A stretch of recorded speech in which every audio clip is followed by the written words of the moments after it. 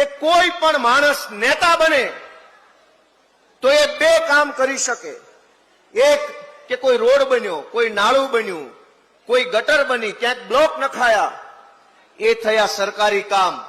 પણ એના કરતા મોટું કામ એ છે કે નેતા પોતાના સમાજને હિંમત આપે, બળ આપે, આત્મવિશ્વાસ આપે અને સમાજને બેઠો કરે લડવા માટે.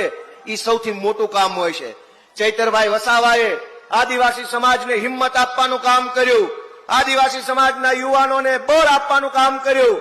દાહોદ હોય કે ઝાલોદ હોય કે છોટાઉદેપુર હોય કે સાબરકાંઠા હોય, જ્યાં જ્યાં આદિવાસી સમાજ ઉપર અત્યાચાર થયો, અન્યાય થયો, ભ્રષ્ટાચાર થયો, ત્યાં ત્યાં ચૈતર વસાવા ઉભા રહ્યા અને લોકો માટે લડવાનું કામ કર્યું. દોસ્તો ભાજપને એ વાત ખટકે છે કે આ ચૈતર વસાવા બધે કેમ પહોંચી જાય છે. આ વિસ્તારોમાં વર્ષો સુધી નકલી કચેરીઓ ખોલી આદિવાસી સમાજના વિકાસ માટે જે પૈસા સરકારમાંથી આવતા હતા એ ભાજપ વાળા ખાઈ ગયા.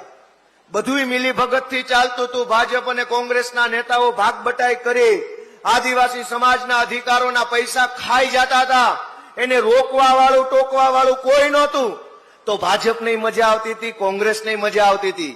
પણ જેવા ચૈતર વસાવા આવ્યા અને ભાંડા ફૂટવા લાગ્યા તો હાહાકાર મચી ગયો કે આને જલ્દી જેલમાં પૂરો.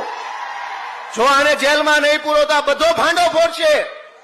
દોસ્તો, મનરેગા કૌભાંડ 2,500 કરોડ રૂપિયા આદિવાસી સમાજના ખાઈ ગયા. કરોડો રૂપિયા એક તરફ ગરીબ પરિવારમાંથી આવતો વ્યક્તિ હોય, ભણવું હોય, નોકરી જોતી હોય, કંઈક નાનો મોટો ધંધો કરવો હોય, એની પાસે મૂડી નથી, પૈસા નથી.